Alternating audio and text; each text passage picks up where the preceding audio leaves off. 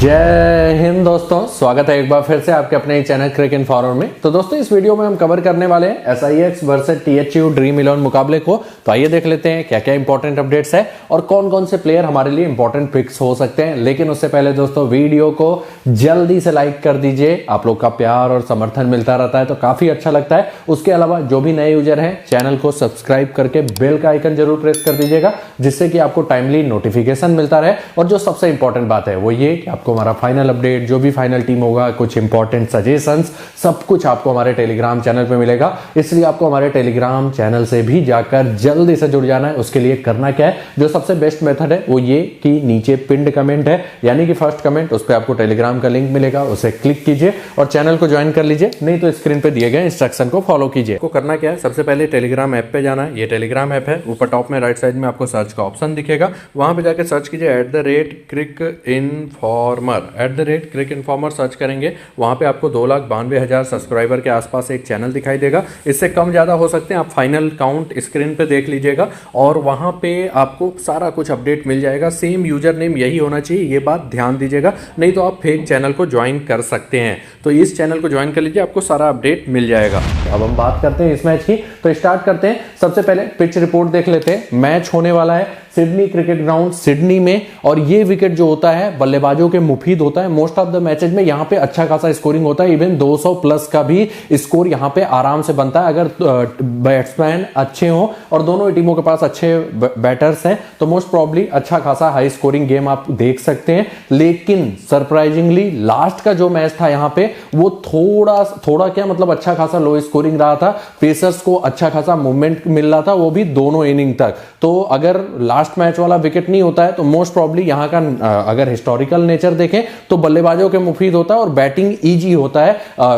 बस पिछले मैच में ऐसा कंडीशन नहीं था और अच्छा खासा पेसर्स को एडवांटेज मिल रहा था। एक और बात ध्यान दीजिएगा कि यहां पे जनरली स्पिनर्स को बहुत ज्यादा मदद विकेट से नहीं मिलता है। अगर हम बात करें मदद के प्रायोरिटी ऑर्डर की तो देखिए बल्लेबाजों को बहुत ज्यादा मदद है, उसके बाद पेसर्स थोड़ा ज्यादा विकेट लेते हैं, स्पिनर्स उतना ज्यादा विकेट नहीं लेते। उसका रीजन है टर्न यहां पे ज्यादा नहीं रहता। मोस्टली स्पिनर्स सेकेंड इनिंग में वो जो प्रेशर वाला फैक्टर आता है उसी में ज्यादा विकेट लेके जाते हैं, या तो अच्छी गेंदबाजी करें बहुत अच्छे लाइन लेंथ पे, विकेट से ज्यादा मदद नहीं मिलता। तो ये बात ध्यान दीजिएगा। तो अगर 7 मैचेज का यहाँ पे स्कोर देखें लास्ट के तो वो आपको दिखाई देगा। यहाँ पे आप देखिए मोस्ट ऑफ द मैचेज में हाई स्कोरिंग है, यहां से लेके यहां तक जाइए और मोस्ट ऑफ द टाइम जो अच्छी टीम है वो अच्छा स्कोर करके गई है। सेकेंड इनिंग में कई बार उतना ज्यादा स्कोर नहीं हुआ है, तब नहीं होता है जब फर्स्ट इनिंग में बहुत बड़ा स्कोर हो जाए और सेकंड वाली टीम प्रेशर में आउट हो जाए। देखिए जब 180 190 है तो यहां पे इवन चेज भी हुआ है, लेकिन जब 213 दो मैचों में बने हुए तो थोड़ा सा कम स्कोरिंग सेकंड इनिंग में हो गया है। वो इसलिए कई बार हो जाता है कि सामने वाली टीम प्रेशर में आ जाती है, और जब वो प्रेशर में आ जाती है तो अच्छा खासा हिटिंग के चक्कर में विकेट फेंकते हैं। और मोस्टली इस केस में स्पिनर्स कई बार अच्छा खासा विकेट लेके जाते हैं सेकेंड इनिंग में बॉलिंग करने वाले। तो ये बात ध्यान दीजिएगा। यहां पे लास्ट वाला मैच काफी सरप्राइजिंग था, क्योंकि जनरली यहां पे बहुत ज्यादा मूवमेंट पेसर्स को नहीं मिलता, लेकिन पिछले मैच में पेसर्स जम के विकेट लेके गए थे। इवन सेकेंड इनिंग तक बॉल मूव हो रही थी और सिक्सर्स जो कि काफी मजबूत टीम है हिट्स के मुकाबले, किसी तरह जीत पाई थी। वो भी लास्ट में सीन एबर्ट ने बहुत शानदार बैटिंग किया था, तब इनको जीत मिला हुआ था। मोस्टली अगर ये वाला विकेट नहीं होता है, जिसके चांसेस कम है कि ये विकेट हो, तो मोस्ट ऑफ द टाइम यहां पे बल्लेबाजों को अच्छा खासा मदद होता है, तो आप हाई स्कोरिंग गेम एक्सपेक्ट कर सकते हैं। ये पिछले मैच में पेसर्स को 16 विकेट मिला था, स्पिनर्स को 1 विकेट मिला था। और मोस्टली स्पिनर्स यहां पे ज्यादा विकेट तभी लेते हैं जब फर्स्ट इनिंग में बहुत ज्यादा स्कोरिंग हो जाए, तो सेकंड इनिंग में प्रेशर के कारण उनको विकेट मिल जाए। तो ये था यहां का पिच रिपोर्ट। अगर बात करें हेड टू हेड रिकॉर्ड की तो यहां पे सिक्सर्स का पलड़ा थोड़ा सा भारी है। 7 मुकाबले थंडर्स जीती है, सिक्सर्स 13 जीते हैं, लेकिन दोनों का फॉर्म अच्छा चल रहा है, तो ओवरऑल आप एक बैलेंस मुकाबले की उम्मीद कर सकते हैं। तो दोस्तों बात करते हैं सिक्सर्स टीम की, बहुत ही मजबूत टीम है और फॉर्म भी अच्छा खासा चल रहा है। अगर बात करें अभी तक के परफॉर्मेंस की तो 7 मुकाबले जीत चुके हैं 10 कंप्लीटेड गेम में और ओवरऑल 3rd रैंक पे चल रहे हैं, जो इनके लिए इंपॉर्टेंट न्यूज है। शादाब खान टीम को छोड़ के जा चुके हैं, वैसे भी कुछ रोल अदा नहीं कर रहे थे, टीम मैनेजमेंट ही पता नहीं क्या उनसे एक्सपेक्ट कर रही थी, और उनके जगह स्टीव ओ'कीफ अब फिट होकर जुड़ चुके हैं और लगभग कंफर्म है कि स्टीव ओ'कीफ प्लेइंग 11 में भी रहेंगे। तो इनका जो प्रोबेबल 11 बनता दिखाई दे रहा है वो आपको स्क्रीन पे दिखाई दे रहा होगा। ये एक्सपेक्टेड एक्सपेक्टेड बैटिंग ऑर्डर में है। यहां पे आप देखेंगे पिछले मैच से चेंजेस की तो शादाब बाहर हैं और जॉर्डन सिल्क को मैंने इंक्लूड किया हुआ है। उसके अलावा स्टीव ओकीफ भी खेलते हुए दिखाई देंगे। टी मर्फी नहीं है, सामने वाले टीम में लेफ्ट हैंडर्स ज्यादा नहीं है, तो मुझे नहीं लगता ऑफ ब्रेक गेंदबाज इस टीम बहुत ज्यादा इस मैच में खेलने वाले हैं। तो ये इनका प्रोबेबल 11 होना चाहिए एक्सपेक्टेड बैटिंग ऑर्डर में। देखिए इनका सब कुछ तो क्लियर रहता है, लेकिन अभी तक सबसे ज्यादा unexpected bowling attack bowling composition की बात करें इस टीम का रहा है। फिर दूसरे नंबर पे हरिकेन्स का रहा है, जिनका आप कभी भी नहीं बता सकते कि कौन ज्यादा ओवर्स करने वाला है। फिर भी अभी तक के परफॉर्मेंस के हिसाब से अगर हम देखें तो हेडन केयर, डॉर्साइस और एबर्ट ये तीनों मोस्ट प्रॉब्ली अपने पूरे ओवर्स करके जाएंगे। जैक्सन बर्ड के ओवर कभी भी कट हो जाते हैं, 2 से 3 मोस्टली करते हैं। स्टीव ओकीफ ये पूरे 4 भी कर सकते हैं या कभी कभार इनके कम भी हो जाते हैं। तो मोस्टली जो ओवर्स डिवाइडेड होंगे इन 3 में होंगे, जैक्सन बर्ड, स्टीव ओकीफ और डैन क्रिश्चियन। ये 3 मिलके टोटल 8 ओवर करेंगे और अगर इसमें से किसी का कम हो जाता है बाई चांस तो वो ओवर भी इन्हीं लोग के खाते में जाएगा, जिसमें सबसे कम ओवर करने के चांस है डैन क्रिश्चियन के। लेकिन दिक्कत ये है जब आप एक्सपेक्ट करेंगे कि ये कम ओवर करेंगे उस दिन टीम मैनेजमेंट इनसे 3 से 4 ओवर करवा देती है और यही सबसे बड़ा रिस्क इस टीम का है। शुरुआत में तो हेडन केयर के भी ओवर अच्छे खासे करते थे, तो यही कंफर्म नहीं रहता कौन कितना बॉलिंग करेगा, लेकिन हेडन केयर अच्छा खासा विकेट लेके जा रहे हैं। तो मैं एक्सपेक्ट कर रहा हूं एबर्ट, केयर और डॉर्साइस ये 3 अपने पूरे ओवर करेंगे। तो ये इनका बॉलिंग कॉम्बिनेशन हो सकता है। डेथ ओवर्स की बात करें तो वो अभी तक कुछ भी इनका कंफर्म नहीं रहा है। मोस्ट प्रॉब्ली सीन एबर्ट और बेन डॉर्साइस को डेथ ओवर्स में बॉलिंग करना चाहिए, लेकिन हेडन केयर भी डेथ ओवर्स में बॉलिंग कर सकते हैं। तो आप मोस्टली इन 3 से एक्सपेक्ट करेंगे डेथ ओवर्स में बॉलिंग करने का। तो ये था इनके टीम का प्रोबेबल 11 और टीम कंपोजिशन। इनके जो मेन स्पिनर है वो लेफ्ट आर्म ऑर्थोडॉक्स है, स्टीव ओकीफ। अब बात करते हैं टीम ब्रेकअप, तो ये आपको स्क्रीन पे है। अब हम चलते हैं प्लेयर वाइज एनालिसिस पे। तो सबसे पहले आते हैं जॉस फिलिप, बहुत ही टैलेंटेड बल्लेबाज, अटैकिंग बल्लेबाज और most of the time batting wicket पे अच्छा खासा स्कोरिंग करते हैं। हालांकि इस सीजन शुरुआत काफी अच्छा मिला था, लेकिन लास्ट के 4 मैचों में 3 बार 0 पे आउट हो चुके हैं। थोड़ा सा फॉर्म गड़बड़ हुआ है, लेकिन इस विकेट पे इनको आप नहीं छोड़ सकते। वैसे भी कीपर कैटेगरी में डिफॉल्ट पिक यही होने चाहिए, तो इनको आप कवर कीजिए। इवन जीएल में कैप्टन भी कर लीजिएगा। उसका रीजन है बैटिंग बैकअप देते हैं और कीपिंग बैकअप देते हैं और बैटिंग विकेट पे लाजवाब परफॉर्मेंस करने की आप उम्मीद कर सकते हैं। जैसे पिछले मैच में वेट का हुआ था, मैंने बोला था बैटिंग विकेट है तो उनके चलने के चांसेस ज्यादा रहेंगे। तो ये बात ध्यान दीजिएगा। ओवरऑल एक मस्ट हैव पिक होंगे, जीएल में कैप्टनसी ऑप्शन भी होंगे। इवन जो रिस्क लेना चाहते हैं स्मॉल लीग में भी सी या वीसी कर सकते हैं। हेड टू हेड उतना अच्छा नहीं है, केवल 17 का एवरेज है, लेकिन वेन्यू पे 35 का इनका एवरेज है। फिर आते हैं जस्टिन एमेंडेनो, जो कि नहीं खेलेंगे मोस्ट प्रॉब्ली, खेलते भी हैं तो काफी एवरेज बल्लेबाज है। उसके बाद आते हैं मोइसेस हेनरिकेज, बहुत ही टैलेंटेड बल्लेबाज, टेक्निकल बल्लेबाज और कंसिस्टेंट परफॉर्मर। बीच में थोड़ा सा फॉर्म गड़बड़ हुआ था, लेकिन पिछले मैच में 49 का स्कोर किया और overall most of the matches में अच्छा खासा स्कोरिंग करेंगे। मस्ट हैव पिक आपके टीम में होंगे। इस सीजन 44.42 के एवरेज से 311 रन कर चुके हैं। हेड टू हेड देखें तो ऑलमोस्ट 35 का एवरेज है। वेन्यू पे थोड़ा सा गड़बड़ रिकॉर्ड है, लेकिन बहुत ही शानदार बल्लेबाज हैं। आराम से आप इनको अपने टीम में लीजिए। फिर आते हैं डी यूज, टेक्निकल बल्लेबाज, लेकिन परफॉर्मेंस उतना अच्छा T20 में नहीं रहता, जो एक इंपॉर्टेंट पॉइंट है। इस सीजन बहुत ही ज्यादा स्ट्रगल कर रहे हैं, 120 रन केवल बनाया हुआ है, लेकिन जो इनका हाफ सेंचुरी आया है इस सीजन का, इनका सबसे बड़ा स्कोर, वो इसी टीम के अगेंस्ट आया है और इस टीम के अगेंस्ट खेलना ये पसंद करते हैं। इनका आप हेड टू हेड देखिए, 46 का एवरेज है और इस सीजन इन्होंने फर्स्ट जो एकमात्र मैच में चले हैं वो इसी टीम के अगेंस्ट चले हैं। तो जो लोग इस बेसिस पे लेना चाहते हैं, थोड़ा सा इस टीम के अगेंस्ट चलने के चांसेस इनके बढ़ जाते हैं, तो आप ट्राई कर सकते हैं, लेकिन रिस्की पिक होंगे स्मॉल लीग में। उसका रीजन है फॉर्म बढ़िया नहीं है और T20 के बहुत बड़े बल्लेबाज नहीं है और मोस्ट ऑफ द टाइम आप इनसे बड़ा स्कोर नहीं एक्सपेक्ट कर सकते। 30-40 जनरली यही दे के जाएंगे। ओवरऑल जो लोग इसके बेसिस पे लेना चाहते हैं, हेड टू हेड के बेसिस पे, क्योंकि जनरली इस टीम के अगेंस्ट चलते हैं, वो ट्राई कर सकते हैं, लेकिन ओवरऑल एवरेज पिक ही होंगे। वेन्यू पे उतना अच्छा रिकॉर्ड नहीं है। फिर आते हैं जॉर्डन सिल्क, बहुत ही टैलेंटेड बल्लेबाज,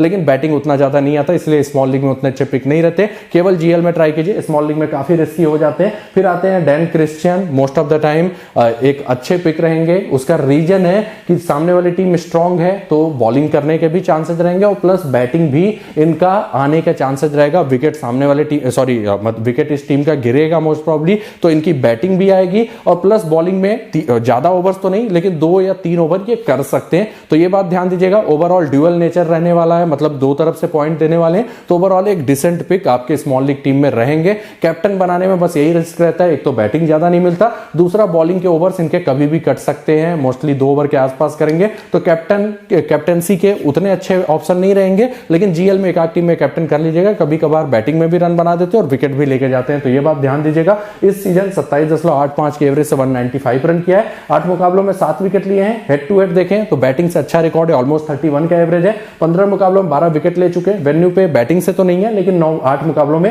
8 विकेट लेके जा चुके हैं। फिर आते हैं सीन एबर्ट, बहुत ही शानदार बॉलिंग ऑलराउंडर, अटैकिंग बैटिंग कर लेते हैं, लास्ट में हिटिंग अच्छा करते हैं। और दूसरा बॉलिंग में विकेट टेकिंग नेचर के गेंदबाज है, बहुत ही जबरदस्त लाइन लेंथ रहता है, वेरिएशन अच्छा खासा करते हैं, मस्ट हैव पिक आपके टीम में होंगे। विकेट टेकिंग नेचर के गेंदबाज हैं। इस सीजन 7 मुकाबलों में 15 विकेट ले चुके हैं और बैटिंग में 61 का एवरेज है, 61 रन भी बनाया हुआ है। हेड टू हेड वेन्यू देखें दोनों ही शानदार है, 30 पे 49 विकेट 30 मैचों में वेन्यू पे, और हेड टू हेड देखें तो 13 मुकाबलों में 16 विकेट लेके जा चुके हैं। फिर आते हैं हेड एंड केयर, हैं तो थोड़ा सा एवरेज गेंदबाज, लेकिन जो इंपॉर्टेंट बात है विकेट टेकिंग गेंदबाज है। और सबसे इंपॉर्टेंट बात है कि इनके बाकी सारे बॉलर्स अच्छे लाइन लेंथ पे गेंदबाजी करते हैं, तो इनको टीम के बल्लेबाज हिट करने जाते हैं, बाकी सारे टीमों के बल्लेबाज, और वहां पे मात खाते हैं। ओवरऑल थोड़ा बहुत कटर्स का उपयोग करते हैं, और देखिए बहुत अच्छा लाइन लेंथ नहीं दिखाई देगा, लेकिन विकेट टेकिंग बॉलर है, इसलिए आपको इनको लेना चाहिए। और अच्छे खासे फॉर्म में भी है। इस सीजन 10 मुकाबलों में 17 विकेट ले चुके हैं, और ओवर्स देखेंगे तो हर मैच में 3 ओवर से भी कम अगर एवरेज निकालें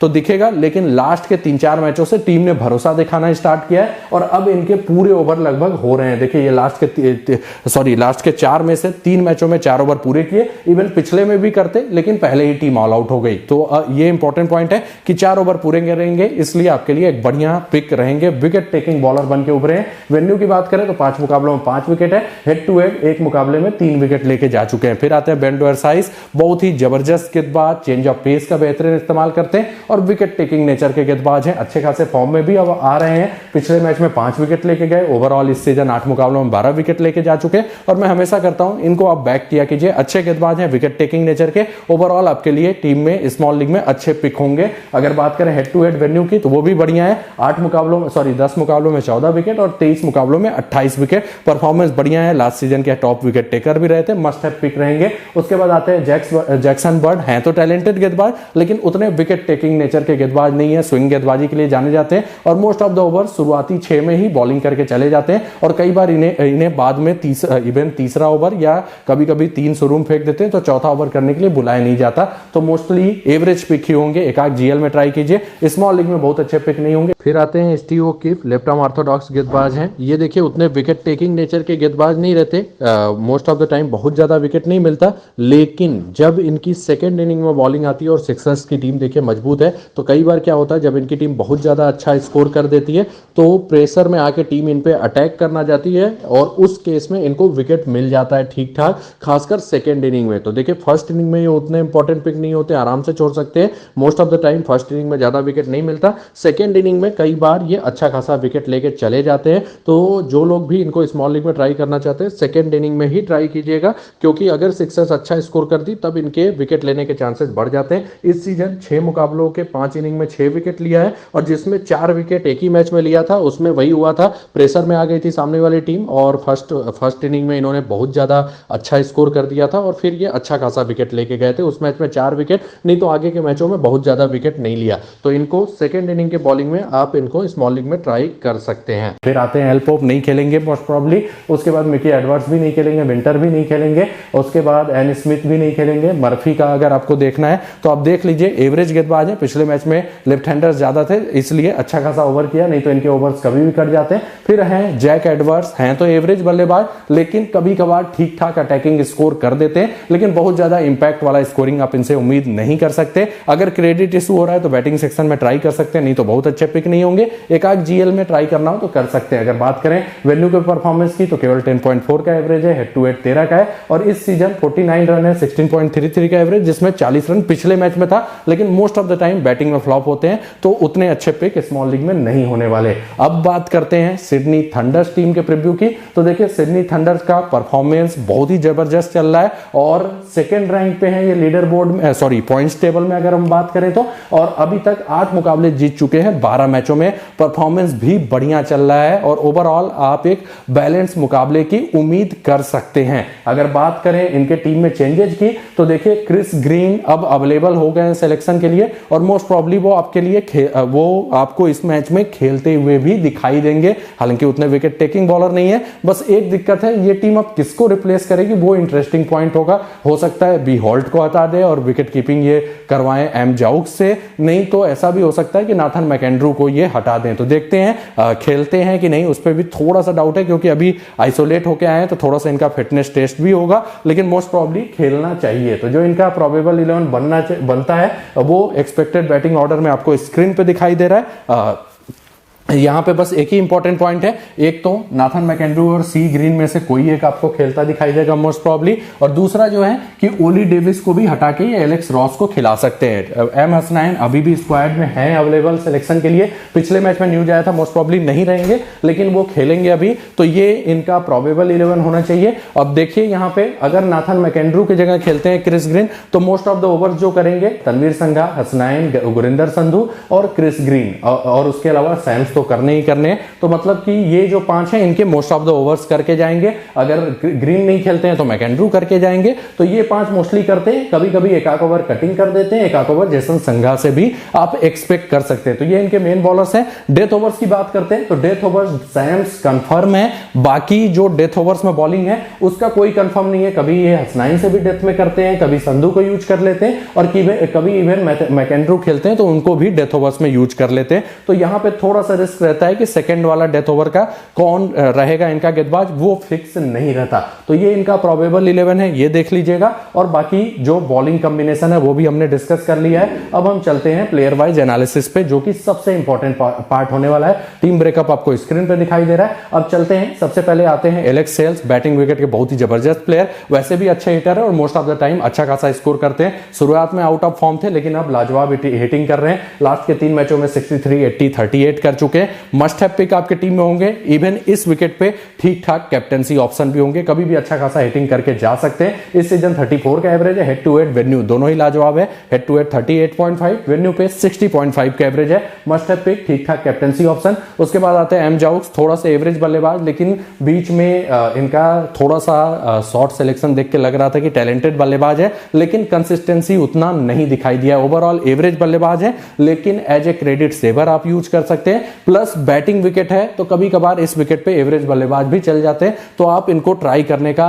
रिस्क ले सकते हैं अगर आपके पास क्रेडिट इशू है। क्रेडिट इशू नहीं होता है तो आप छोड़ सकते हैं। बहुत ज्यादा कंसिस्टेंट नहीं है और बहुत इंपैक्ट वाले बल्लेबाज नहीं है, ये मैं शुरुआत से आपको कहते आ रहा हूं। बीच में वही एक इनिंग ये 93 का, एक 56 का ठीक ठाक किया है, नहीं तो कुछ खास नहीं रहा है। हेड टू हेड वेन्यू देखें तो वो उतना अच्छा नहीं है। तो ओवरऑल क्रेडिट सेव करने के लिए ट्राई कर सकते हैं, या आप as a trump card try कर सकते हैं, क्योंकि इस पे थोड़ा सा जो एवरेज बल्लेबाज भी हैं वो भी चल सकते हैं ऐसे विकेट पे। फिर आते हैं जेसन संघा, टेक्निकल बल्लेबाज, और जो सबसे इंपॉर्टेंट बात है कि इन फॉर्म बल्लेबाज टीम के हैं, मोस्ट ऑफ द टाइम अच्छा खासा स्कोर कर रहे हैं। इस सीजन 60 के एवरेज से 360 रन किया है। हेड टू हेड वेन्यू मत देखिएगा, क्योंकि इससे पहले ये ज्यादा अच्छा नहीं खेल रहे थे। तो मस्ट हैव पिक होंगे, इवन थोड़ा बहुत बॉलिंग भी कर सकते हैं। फिर आते हैं डी सैम्स, इनके टीम के सबसे इंपॉर्टेंट प्लेयर। एक तो अच्छा खासा विकेट टेकिंग ऑप्शन है और बैटिंग में आके लाजवाब हिटिंग करते हैं, अच्छे हिटर हैं। कैप्टेंसी के सबसे सेफ चॉइस रहेंगे, अच्छा खासा वेरिएशन करते हैं बॉलिंग में और डेथ में भी बॉलिंग करते हैं। मस्ट हैव पिक, कैप्टेंसी के सबसे सेफ चॉइस। इस सीजन 25.7 के एवरेज से 180 रन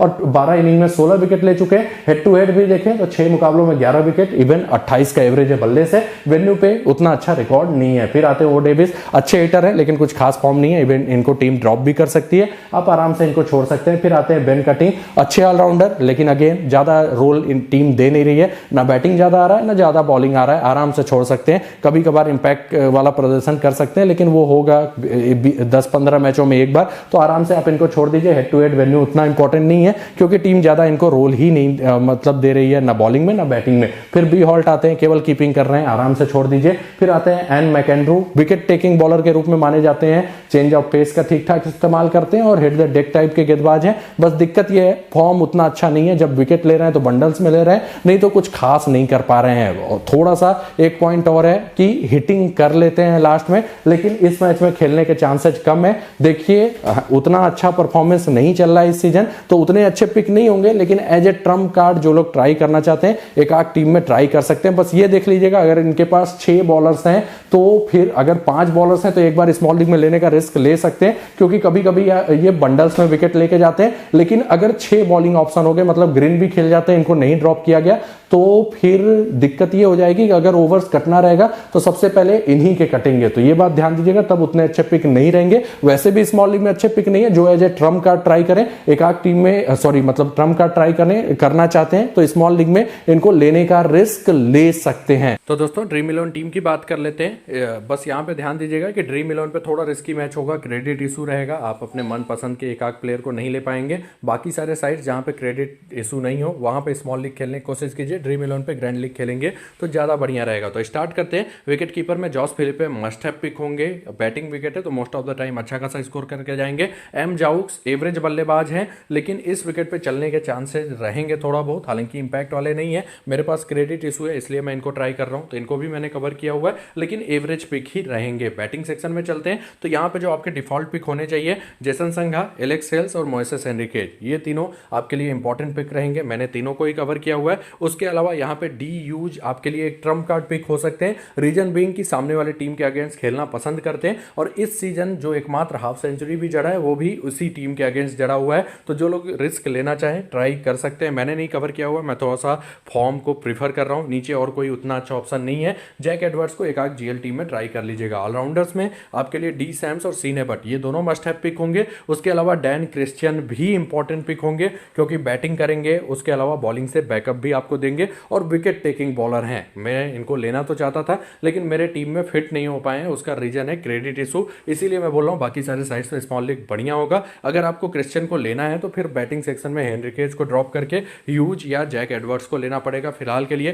क्रिश्चियन को मैं नहीं ले पाया हूं, सदाब खान खेलेंगे नहीं। बॉलिंग सेक्शन में चलते हैं तो यहाँ पे तनवीर संघा एक इंपॉर्टेंट पिक होंगे, विकेट टेकिंग बॉलर हैं, कभी भी अच्छा खासा विकेट लेके जा सकते हैं। देखिए फर्स्ट इनिंग में भी अच्छा खासा विकेट लेते हैं, चांसेस रहते हैं इनके विकेट लेने के, लेकिन सेकंड इनिंग में चांसेस थोड़े से ज्यादा बढ़ जाते हैं। तो सेकंड इनिंग में अगर बॉलिंग आती है तब तो आप इनको जरूर लेने की प्रयास कीजिए। अभी मेरे टीम में फिट नहीं बैठे। स्टीव ओकीफ जनरली ये विकेट जो लेते हैं अच्छे गेंदबाज तो हैं लेकिन दिक्कत ये है ये उतने विकेट टेकिंग नहीं रहते। मोस्टली इनके विकेट लेने के चांसेस प्रेशर सिचुएशन में ही होते हैं, नहीं तो इकोनॉमिकल रहते हैं, विकेट उतना ज़्यादा नहीं लेते। तो देखिए अगर आपको इनको लेना भी है तो सेकंड इनिंग में अगर बॉलिंग आता है तभी लीजिए। फर्स्ट इनिंग में तो बहुत ज़्यादा विकेट नहीं लेते, लेते भी हैं तो एक आख ही लेते हैं। सेकेंड इनिंग में जब सिक्सर्स अच्छा खासा स्कोरिंग अगर फर्स्ट इनिंग में कर देगा तो कई बार इनको विकेट ज़्यादा मिल जाते हैं। तो सेकेंड इनिंग में आपके लिए एक ठीक ठाक पिक हो सकते हैं। नीचे चलेंगे जैक्सन बर्ड आराम से छोड़ सकते हैं। गुरिंदर संधू फॉर्म बढ़िया चल रहा है तो ओवरऑल एक बढ़िया पिक होंगे, मैंने कवर किया हुआ है। Door size wicket taking bowler है, इनके साथ भी मैं जा रहा हूं।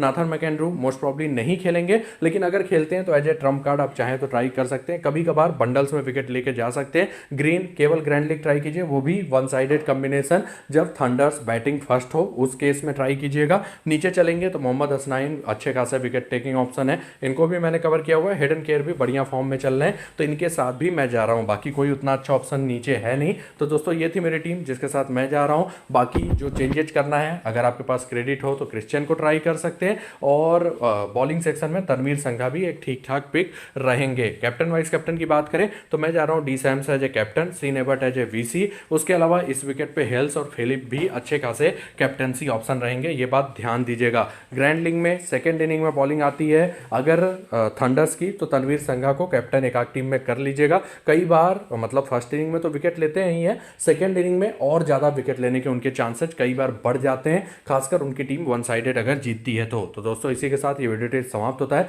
अगर आप लोग को वीडियो अच्छा लगा हो तो जल्दी से वीडियो को लाइक कर दीजिए और अगर आपने अभी तक चैनल को सब्सक्राइब नहीं किया है तो जल्दी से चैनल को सब्सक्राइब करके बेल का आइकन भी जरूर प्रेस कर दीजिएगा। धन्यवाद।